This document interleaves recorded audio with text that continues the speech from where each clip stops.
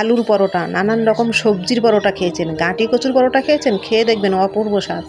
গাঁটি কচু আমি ছাড়িয়ে সেদ্ধ করে নিয়েছি, একটু মেখে নেব। কড়াইতে একটু সর্ষে তেল দিয়ে শুকনো লঙ্কা ভেজে তুলে নেব।